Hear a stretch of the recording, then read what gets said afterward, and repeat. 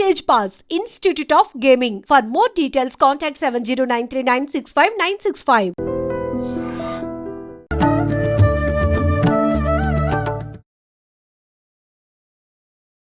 నమస్కారం. Welcome to I dream. ధర్మ మార్గం విత్ విజిత కార్యక్రమానికి స్వాగతం. ప్రస్తుతం మనతో పాటు ఉన్నారు ప్రముఖ జ్యోతిష వాస్తు పండితులు, లలిత ఉపాసకులు శ్రీ శ్రీ శ్రీ నానాజీ పట్నాయక్ గారు. ఇప్పుడు వారితో మాట్లాడదాం. నమస్కారం అండి. శ్రీమాత్రే నమః. గురుగారు, సాధారణంగా మీరు ఎక్కువగా లలిత అమ్మవారి ఉపాసకులు కాబట్టి ఏమో తెలియదు కానీ, లలితలో ఇది చేసుకుంటే, ఈ నామం చేసుకుంటే ఇలాంటి జరుగుతుంది అని చెప్పి రకరకాలుగా చెప్తూ ఉంటారు లలిత సహస్రనామాలకు సంబంధించి. నిజంగా అసలు ఎందుకు అవ్వాలి అంటే, ఒక నామాన్నో ఒక శ్లోకాన్నో తీసుకొని మనం చేస్తే ఆ ఫలితం ఎందుకు రావాలంటారు, ఎందుకు వస్తుందంటారు అసలు? మంచి ప్రశ్న వేశారు. ఎందుకంటే అందరికీ ఉన్న సందేహాన్ని మీరు అడిగారు ఈరోజు. చాలా మంచి ప్రశ్న నిజంగా. ఎందుకంటే ఇప్పుడు మీరు చూడండి, లలితా సహస్రనామాలు మొట్టమొదటిగా అవి నామాలు చూడ్డానికి, కానీ అవి వేదమంత్రంతో సమానము. ఎందుకు అంత వేదమంత్రంతో సమానం ఎలా చెప్పగలరు? అది ఎవరి ద్వారా వచ్చిందో దాన్ని బట్టి ఉంటుంది. ఇప్పుడు వేదం అనేటువంటిది ఎట్లా వచ్చింది అంటే, కొంతమంది డమరకం ద్వారా వచ్చింది అంటారు. డమరకం శివుడి యొక్క డమరకం అని, లేకపోతే విష్ణువు ద్వారా వచ్చిందని చెప్తూ ఉంటారు. ఇది అమ్మవారి ద్వారా వచ్చినటువంటివి, అంటే ఎవరూ రచించినవి కావు ఇవి. ఇప్పుడు ఆదిశంకరాచార్యులు వాళ్ళు రచించినట్టుగానో, లేకపోతే ఇంకో ఏదో కవి నన్నయ్యో తిక్కనో వీళ్ళు రాసినట్టు కాదు ఇది. ఇదేంటంటే ఆ యొక్క నిండు సభలో అమ్మవారు కూర్చొని ఉండగా తనలో నుంచి కిరణాలు బయటకు వచ్చాయి. వసిన్యాది వాగ్దేవతలు అంటారు. ఆ వసిన్యాది వాగ్దేవతలు బయటకు వచ్చి 8 కిరణాలుగా బయటకు వచ్చి అమ్మవారి గురించి కీర్తించడం జరిగింది. అదే లలితా సహస్రనామాలు, 1000 నామాలు. ఇప్పుడు మీకు అనిపించవచ్చు, ఏమండి ఒక నామాన్ని అనుకుంటే లేకపోతే అమ్మవారిని తలుచుకుంటే నాకెందుకు మంచి జరగాలి అని మీకు సందేహం కలగచ్చు. నేను మీకు చిన్న ఎగ్జాంపుల్ చెప్తా చూడండి. ఇప్పుడు ఎవరైనా కానీ వాళ్ళ జీవితంలో బ్యాడ్ ఇన్సిడెంట్స్ అన్నింటినీ ఒకసారి తలుచుకోమని చెప్పండి. ఆ రోజు ఏదో డబ్బులు పోయాయి, లేకపోతే వాడు నన్ను తిట్టాడు, లేకపోతే ఇంట్లో ఏదో గొడవ అయింది, యాక్సిడెంట్ అయింది, ఒకసారి తలుచుకోమని అంటే ఎట్లా ఉంటుంది వాళ్ళ ఫీల్? తెలియకుండానే మళ్ళీ ఆ ఫీలింగ్ లోకి వెళ్ళిపోతారు, డౌన్ అవుతారు కదా. ఆ సెకండ్ డౌన్ అయిపోతారు. అంతే. మళ్ళీ ఆ డౌన్ స్టేజ్ నుంచి బయటికి రావడం కొంత టైం కూడా పడుతుంది. ఖచ్చితంగా. అంటే మీరు ఒక విషయాన్ని స్మరించుకుంటే మీరు డౌన్ అవుతున్నారా లేదా, ఫీల్లో మార్పు వస్తుందా లేదా? వస్తుంది కదా. మరి సాక్షాత్ అమ్మవారిలో నుంచే వచ్చినటువంటి 8 కిరణాలుగా బయటకు వచ్చి అమ్మవారి నామాలు చెప్పినప్పుడు ఆ ఫీల్ ఆటోమేటిక్గా పాజిటివ్ ఇస్తుంది మీకు. ఎప్పుడు కూడా పాజిటివ్ థింకింగ్, పాజిటివ్ ఫీల్ మీకు పాజిటివ్గా వెళ్ళేలా చేస్తుంది. ఓకే. అంటే పరిస్థితులు ఎలా ఉండేటప్పటికీ జరిగేది ఇలా జరగాలని రాసిపెట్టి ఉన్నప్పటికీ మన ఆలోచన పాజిటివ్గా ఉంటే మార్పు వస్తుంది. ఇప్పుడు ఎలా జరిగేది అలాగే జరగాలి, మనం ఏమి చేయలేమనుకుంటే, రామాయణంలో దశరథ మహారాజు పుత్రకామేష్టి యాగమే చేయడు. వాస్తవం. అవునా? అదే రామాయణంలో మేఘనాథుడు ఒక వరాన్ని పొందుంటాడు.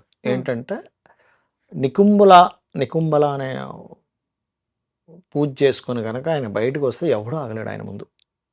రాముడు కాదు కదా, లక్ష్మణుడు కాదు, ఆంజనేయ స్వామి, ఎవరు ఆగలేరు. ఆ రోజు ఆంజనేయ స్వామి కూడా పారిపోతాడు ఒకసారి ఒక సంఘటనలో. ఎందుకంటే ఈ రోజు కరెక్ట్ కాదు, ఈ రోజు మనం ఇక్కడ నిలబడితే కాదు, ఆంజనేయ స్వామి కూడా వెళ్ళిపోతాడు. ఎందుకు అంటే దాని సమయస్ఫూర్తి అంటారు. ఇప్పుడు పులి వస్తుందండి, పులితో నేను ఫైటింగ్ చేస్తా అంటే ఎట్లా, పులిని ఎట్లా పట్టుకోవాలని ఆ టెక్నికల్గా నా దగ్గర ఉండాలిగా. నికుంబల అనే హోమానికి, యజ్ఞానికి, ఆ ప్రక్రియగా శక్తి ఉంటుంది. మళ్ళీ రెండో రోజు ఆ నికుంబల అనేటువంటి పూజను చేయనివ్వకుండా వీళ్ళు అడ్డుకొని మేఘనాథుడిని హతమారుస్తారు. ప్లానెడ్గా లక్ష్మణుడితో చేత రాముడు ఈ యొక్క విషయాన్ని చెప్తాడు. అట్లా నేనేమంటున్నానంటే, ఒక ప్రక్రియ చేయడం వల్ల, ఒక హోమము, యజ్ఞము, ఒక మంత్రము, ఇది కలియుగం కాబట్టి జస్ట్ ఒక మంత్రం చేయడం వల్ల, అందులో ముఖ్యంగా లలితా సహస్రనామాల్లో ఒక నామాన్ని ఉచ్చరించడం వల్ల మీకు ఖచ్చితంగా పాజిటివ్ ఇది ఉంటుంది.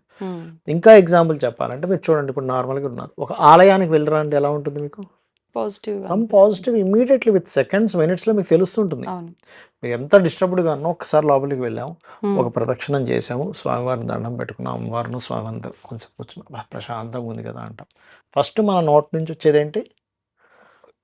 ప్రశాంతత. ఆ ప్రశాంతత కలిగిందంటే మీకు ఆటోమేటిక్గా మీ లైఫ్లో చేంజ్ వస్తుంది. ఓకే. అంటే అది ప్రశాంతత ఆ మూమెంట్‌లో కలిగింది కాబట్టి ముందంతా పాజిటివ్‌గా ఉంటుందనేది మన భావన. నిజంగా మార్పు ఉంటుందంటారా? మార్పు ఉంటుంది. మీరు దాన్ని భావన చేస్తున్నారు. రెండు ఉంటాయి. హ్మ్.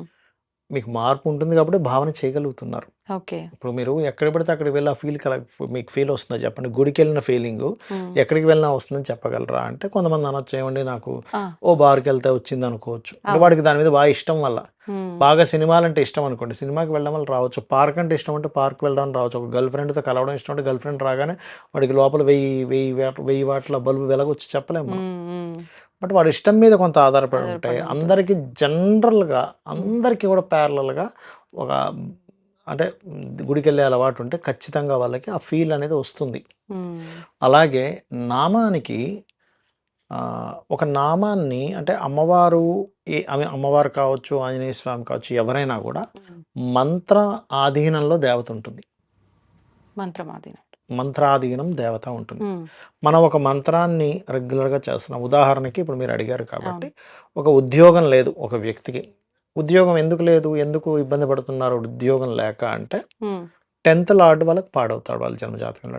దశమాధిపతి మీరు ఒక 10,000 జాతకాలు తీసుకొస్తే గూడా, హ్మ్. ఆ 10,000 జాతకాల్లో గూడా ఎవడికి ఉద్యోగం లేదో మనం చాలా ఈజీగా చెప్పొచ్చు. అది పెద్ద విషయమేం కాదు. అంటే కానీ అందరికి శాస్త్రం సేమ్ అదే రీజన్ అయ్యుంటుందా? అదే రీజన్ చెప్తా ఇనండి. ఆహా! అంటే చాలా పారామీటర్స్ ఉంటాయి. హ్మ్. 10థ్ హౌస్‌ని నెగేట్ చేసే దశలు నడుస్తుంటాయి. హ్మ్. లేకపోతే 10థ్ లార్డ్ పాడవుతాడు. లేకపోతే శని భగవానుడు బలం లేకుండా ఉంటాడు. దీనివల్ల వాళ్ళకి ఆ ఇష్యూ అనేది వస్తూ ఉంటుంది. హుహు. లేదా సెకండ్ హౌస్ సరిగ్గా యాక్టివ్‌గా ఉండదు. అంటే ధనభావం సరిగ్గా యాక్టివ్‌గా లేదు. ఆ! పాపం చాలా టాలెంటెడ్, చాలా నిజాయితీగా ఉన్నాడు. కుటుంబం కూడా మంచి ఫ్యామిలీ. హ్మ్. కానీ ఆ వ్యక్తికి పెద్ద జాబ్ లేదు.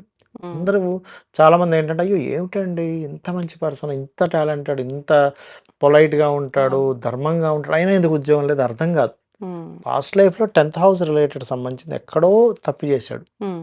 అంటే మంచి జాబ్ ఉన్నా గూడా సరిగ్గా వర్క్ చేయకుండా వాళ్ళకి ఇట్లా చేశాడు టైమ్ పాస్ చేసుకుంటూ. ఆ కర్మ ఇక్కడ అనుభవించాలి. ఓకే. అప్పుడు లలితా సహస్రనామాల్లో మొదటి నామం ఎవరికైనా ఉద్యోగం లేదనుకోండి. హ్మ్. ఓం శ్రీమాత శ్రీ మహారాజ్ఞి శ్రీమత్ సింహాసనేశ్వరియే నమః ఖచ్చితంగా వస్తుందండి. హ్మ్. లేదు ఉద్యోగంలో ఇంకాస్త ఎదుగుదల కావాలి. ఆల్రెడీ ఉద్యోగం చేస్తున్నాను నేను. ఆ! కానీ అందులో ఇంకొంచెం గ్రోత్ కావాలి అని అనుకుంటే గనక ఓం మాణిక్య మకుటాకార జానుద్వయ విరాజితాయై నమః చేసుకోవచ్చు. హ్మ్. ఖచ్చితంగా బావుంటుంది. ఇంకా అందులో సందేహం గాని, సంకోచం గాని ఏమి లేదు. అంటే ఉద్యోగంలో గుర్తింపు ఇంకా పై పొజిషన్‌కెళ్ళాలంటే మీరు చెప్పిన రెండవది. ఎగ్జాక్ట్‌లీ. రెండవ ఎగ్జాక్ట్‌లీ. నామం. చేసుకోవచ్చు. ఇంకా హ్మ్. అందులో ఇంక చాలా ఉన్నాయి. ఇప్పుడు భానుమండల మధ్యస్థ భైరవీ భగమాలిన్యై నమః చేసుకుంటే హ్మ్. ప్రమోషన్స్ గూడా వస్తాయి. ఆ! అలా ఒక్కొక్క దానికి ఒక్కోటి చెప్పాను. నేను ఒకసారైతే మా ఇంటి దగ్గర శివాలయం ఉంటుంది. జస్ట్ ఒక 3, 4 ఇల్లులు దాటిన తర్వాత అక్కడ ఒకతను గవర్నమెంట్ ఎంప్లాయీ ఆల్మోస్ట్ 65-70 ఇయర్స్ ఉంటాయి ఆయనకి. హ్మ్. రఫ్‌గా నాకు తెలీదు అతని ఏజ్. బట్ 70 ఇయర్స్ దగ్గరలో ఉన్నట్టుగా నాకు అనిపిస్తుంది. Retired already. ఓకే. ఆయనకి మోకాళ్ళ నొప్పులు. ఆ! బాగా మోకాళ్ళు నొప్పులు ఉండేవట. నేను ఆ రోజు అనుకోకుండా టెంపుల్‌కి వెళ్ళినప్పుడు ఆయనొచ్చారు. హ్మ్. నేను రెగ్యులర్‌గా వెళ్తుంటే ఒక్కోసారి టైము బట్టి నేను వెళ్తూ ఉంటా శివాలయానికి. హ్మ్. ఆయనొచ్చి ఒక మాట అన్నాడు. సార్ మీరు ఒక వీడియోలో ఓం మాణిక్య మకుటాకార జానుద్వయ విరాజితాయ నమః చేస్తే ఉద్యోగం వస్తుంది, మోకాళ్ళ నొప్పులు తగ్గుతాయన్నారు కదా! హ్మ్. నేను చేశాను నాకు తగ్గిపోయింది. ఇది దాదాపుగా ఎన్నో సంవత్సరాల నుంచి ఇబ్బంది పడుతున్నా. 7 ఇయర్స్, 8 ఇయర్స్ సంథింగ్ ఏదో చెప్పాడు నాకు. కరెక్ట్ నంబర్ గుర్తులేదు చాలా రోజులైంది. అని ఆయన ఆనందంగా చెప్పాడు నాకు. హ్మ్. ఎందుకంటే మాణిక్యములు దాని అర్థం ఏమిటంటే అమ్మవారి యొక్క మోకాళ్ళు ఆ! ఏవైతే ఉన్నాయో మాణిక్య మకుట ఆకార జానుద్వయ విరాజితాయే నమః. హ్మ్. అంటే ఈ మోకాళ్ళు ఎలా ఉన్నాయట? మకుటములు మాణిక్యాలతో చేసిన మకుటం లాగున్నాయట అమ్మవారి మోకాళ్ళు. ఆహా! అంటే మీరు దాంతో అలా చేస్తూ ఉంటే వీళ్ళకి ఇది సెట్ అవుతుంది. ఓహ్! దీన్ని మోకాళ్ళ స్థానాన్ని పర్టిక్యులర్‌గా జ్యోతిష్ శాస్త్రంలో 10థ్ హ్మ్. హౌస్ అంటారు. మీకేదైనా శిరస్సు నుంచి పాదాల వరకు ఉండేటువంటి బాడీ పార్ట్స్‌లో హ్మ్. 12 పార్ట్స్ చేస్తారు. 1, 2, 3, 4, 5 ఇట్లా మొత్తం పాదాల ఓకే. వరకు. ఓకే. ఈ 12 పార్ట్‌లో 10థ్ పార్ట్ ఈజ్ మోకాలు. హుహుహు. ఆ నామాన్ని గనక ఎవరైతే భక్తి శ్రద్ధలతో చేస్తారో ఇక్కడ ఇదేంటంటే మెయిన్‌గా మనం పాటించాల్సింది హ్మ్. రోజు చేయాలి.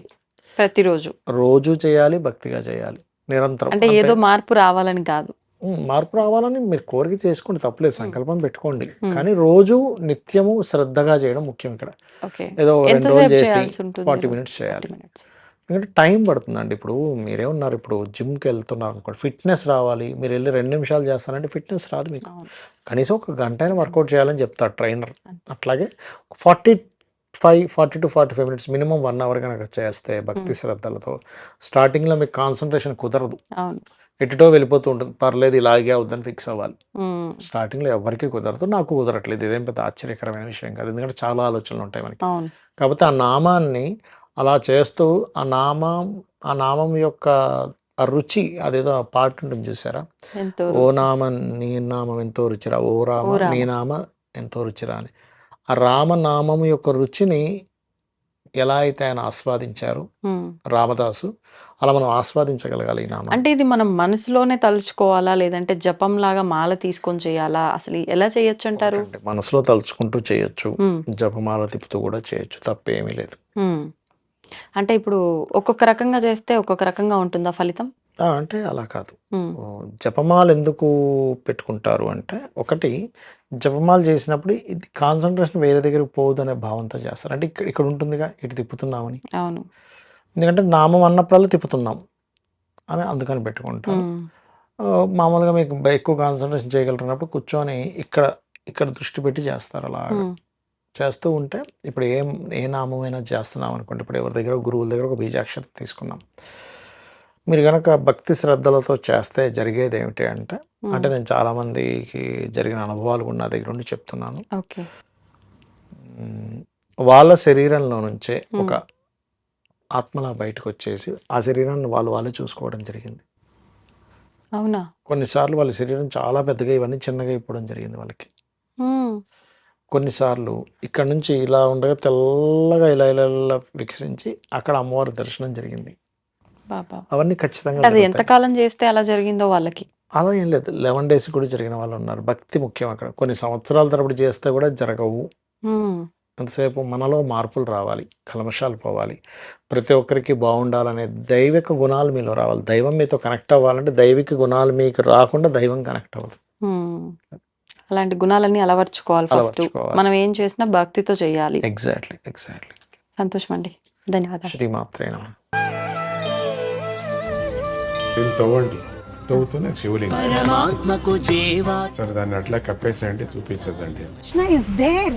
మూర్తి పూజ కాదు, సాక్షాత్ బ్రజేంద్ర నందన భగవాన్ ఉన్నారు మూర్తిలో. ఏమీ ఆశించకుండా ఆరాధించే వాళ్ళు కూడా ఉన్నారా ప్రభుజీ? నిజమైన భక్తి అంటే మనకు తెలియదు కాబట్టి